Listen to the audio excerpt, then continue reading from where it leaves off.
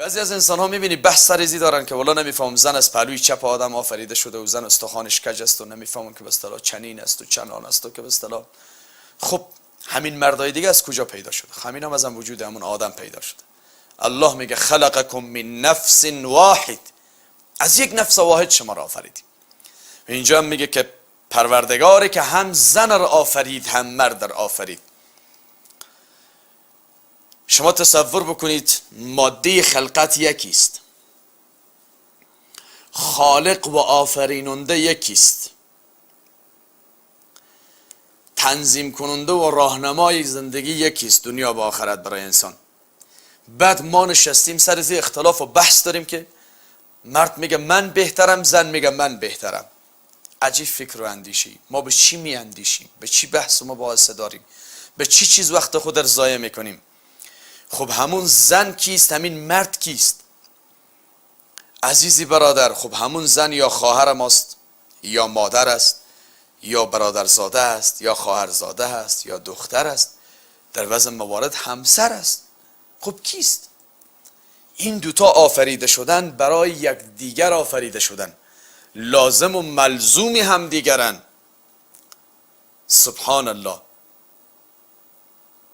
خلقکم من نفس واحد، از یک نفس واحد. و من آیاتی ان خلق لکم من انفسکم ازواجا، از وجود خودت برایت همسر آفریده شده. اگر زن بد است که تو بدتر هستی، چون او از وجود خودت آفریده شده. اگر زن بد است تو که به مراتب از او بدتر هستی، چون او از وجود خودت آفریده شده. مگر میشه انسان کورکورانه را بره؟ چرا نمی اندیشیم؟ چرا قرآن تاکید داره که اکثرهم لا یعقلون، اکثرهم لا یفقهون، اکثرهم لا یعلمون، اکثرهم لا یؤمنون؟ بیشتر نمیدانن، نمیفهمن، نمیخوان بدانن و بفهمن. سر چیزهای آدم میبینی که بحث میشه شبانه روز، دعواست، کشمکش است، حتی به سطح بین المللی و دولت. نمیفهم این مرد برتری داره نسبت به این زن. هر کدامی در موارد خاص برتری داره، نظر به مسئولیت ها و مکلفیت هایشان برتری دارن، نه در ذاتشان. گرچه در ذات هم خلقتشان متفاوت است، هر کدام ویژگی های خود داره. انسان خشین آفریده شده، زن لطیف آفریده شده. خب این خشونت با اون لطافت وقتی یک جا میشه زندگی کردن. آدم تا زمان مریض نشه قدر صحتمندی رو نمیدانه، تا زمان تلخی نخورد قدر شیرینی رو نمیدانه. تنها خشن بودن راهی حل نیست، در کنارش باید یک لطافت باشه. و ما خلق الذکر و الانثی، سوگند به او پروردگاری که خالق زن و مرد است. هر دور الله آفریده، از نفس خودتان آفریده، برای خودتان آفریده. این زن و مرد برای همدیگرن، نه بر علیه همدیگر. امروز به جای این که در کنار همدیگر باشن، برای همدیگر باشن، آرامش دهنده برای همدیگر باشن، بر علیه همدیگر استفاده میشن. من بهترم، تو بهتر هستی، او برتر است، تو نمیدانم این برتر است. الله اکبر. بعضی از روایت ها آمده عده کسی قدرت فهمی او را نداره. هر کسی با ما برداشت شخصی خود تعبیر کرده روان است و به فرق مردم زده روان است. نمیفهمه که با این تعبیر و با این برداشت خود تیشه را به ریشه رسول الله صلی الله علیه وسلم میزنی. یک کسی که جامع الکمالات است، بهترین انسان است، زیباترین انسان است، چرا تعبیر غلط میکنیم؟ حتی وقتی شما در قرآن بخوانید میبینید اعمال مساوات است بین زن و مرد. یک سلسله اعمال هیچ تفاوتی ندارن، هر دویش یکیست. از نظر ماده خلقت هر دو یکی، هیچ تفاوتی نداره. از نظر آفریدگار و خالق هر دو یکی، هر دو یک خالق آفریده. و ما خلق الذکر و الانثی. از نظر کرامتی انسانی هر دو یک، لقد کرمنا بنی آدم. از نظر زیبایی هر دو را الله توصیف کرده، لقد خلقنا الانسان احسن تقویم. از نظر پذیرش ایمان هیچ جای سراغ ندارید که ایمان مرد نسبت به ایمان زن ارجحیت داره. یا ایها الذین آمنوا، کسایی که ایمان آوردید، هر دو یکی هست. از نظر قبولیت اعمال، طوری که اعمال مرد قبول میکنه الله اعمال زنم قبول میکنه، تفاوتی در این نیست. از نظر پذیرش انجام اعمال صالح، من عمل صالحا من ذکر او انثی و هو مؤمن، عمل صالح مرد انجام بده یا زن انجام بده مورد پذیرش خداست.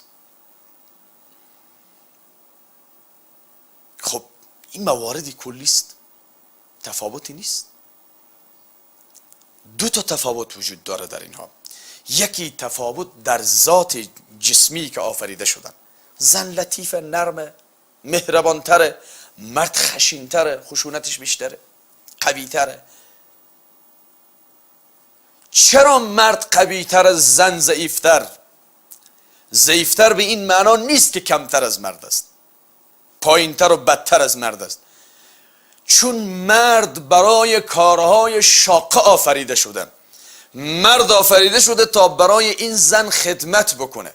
خادم باید کسی باشه که کمک قوی باشه، خشن باشه، قدرتی دفاع داشته باشه. شما تصور بکنید چی دینی زیبایی تمام مسئولیت زن رو به عهده مرد انداخته. چرا؟ به خاطر که این زن راحت باشه. بنابراین عزیزان من، اگر کمبودی وجود داره، مشکلات وجود داره، از من و خودت هست، نه از دین است. یک زمان زن دختره، تمام مسئولیت و مکلفیتش بر عهده پدر هست، دخترش هست، باید برش لباس تهیه کنه، غذا تهیه کنه، متوجه صحتمندی و مریضیش باشه، متوجه باشه که سردی و گرمی نخوره. تمام مسئولیت و مکلفیت هایش به عهده پدر است. آره این پدر تشویق شده که اگر برای این دخترت خدمت کردی روز قیامت دری از دروازه های بهشت میشه بر رخت. روز قیامت این سپری میشه بین خودت به جهنم. خب این مراحلی است که دختر است. بعد از این دوران دختری اگر احیانا پدر در این جریان فوت بکنه، مسئولیتش به عهده برادر است. تو مرد هستی، برادرش هستی، تمام مسئولیت و واجبی که پدر در برابر نمید خواهرت ادا میکرد خودت هم باید ادا بکن، چون او خیلی محترمه، خیلی عزیزه، باید او راحت باشه. بعد بزرگ میشه، میره شوهر میگیره، تمام مکلفیت ها مسئولیت ها به عهده شوهر. این شوهر باید برای این زن لباس تهیه بکنه، خانه تهیه کنه، نفقهش بپردازه، ازش حفاظت بکنه، از آبرو عزت عفتش پاسداری کنه. و الا در غیر از مرد که این ویژگی ها نداشته باشه لیاقت زن نداره. این زن آنقدر محترم است که تو شایسته نیست که مسئولیتی زن رو به عهده بگیری. خب به این لحاظ است که مرد قوی تر آفریده شده، قوت فیزیکی مرد بیشتر است، توانایی مرد بیشتر است. چرا؟ چون کسی که محافظت میکنه از کسی باید قوی تر باشه. خب ضعیف از قوی که محافظت کرده نمیتونه. و از طرفی دیگه که قوتی بدن از زن کمتر از زن لطیف است. چرا؟ چون مادر است، مادر است، در وجودش طفل پرورش میابه، بعد این طفل به دنیا میآید، این مادر باید مسئولیت هایش در برابر این طفل ادا بکنه. والله قسم است اگر همون مهربانی زن نباشه، یک هفته اگر او طفل مرد نگاه کرده بتونه، نصف شب خودت خواب خور و پف زده روان استی، چیخ میزنی سر زن بیچاره، فارغ کن، بی صدا کن، چوب کن. اون طفلت میگه بچه ایت عزیزی برادر، او بچه از تو هم هست. فردا اگر این زن طلاق داد یا زن فوت که تو ادعاگر هستی که بچه از من است، مال من است. چرا باید انسان عاقلانه نیندیشه، فکر نکنه؟ ولی اون مادر به حدی مهربان، لطیف، مشفق، نه یک شب و شبها، شبها از اول شب تا آخری شب نشسته، چشمانش پیش است، تفلکش در آغوشش است، سینگکش به دهان طفلش است، یک مرگ و دردم برش نمیگه تا صبح، غیر از جان و جگر و نفس عزیزی دل. و تویی که راحت خوابیدی سر و صدایت به افلاک میرسه که بچه رو بی صدا کن. ولی اون مادری که شب تا صبح نشسته صدایش هم کسی نمیشنوه، روز گلایم نمیکنه که بچه من این ماه شب بلند شدم به خاطر تو.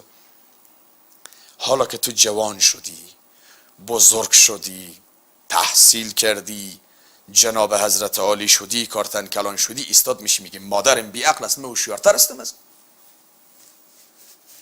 مادرم، استخوانش کج است من راست هستم. تعبیر احادیث درست بخوانید بدانید. پیامبر صلی الله علیه و سلم در جای میگه کلام من سخنی است که با عقل سازگاره. اگر سخن از من رسول الله باشه با جان و دل او را میپذیرن مردم. بروید ببینید تعبیر حدیث ناقصات العقل و دین چیست. چرا ما ظالمانه قضاوت میکنیم؟ اونجا میگه که اسلام گفته، میگه صحیح حدیث است که النساء ناقصات العقل، زن ناقص العقل است. خب عزیزی برادر، طرفی دیگه هم حدیث است که پیامبر صلی الله علیه و سلم گفته شما ازدواج کنید که زن نیمی از دین و ایمانتان تشکیل میده. خب یعنی چی؟ وقتی که زن نصف دیانتت باشه، نصف ایمانت باشه، یعنی تو نصف ایمان و دیانت داری.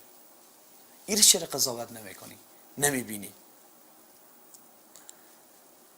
دلت بین خوش است که والله مرد هستی. خب تو مرد از کجاستی؟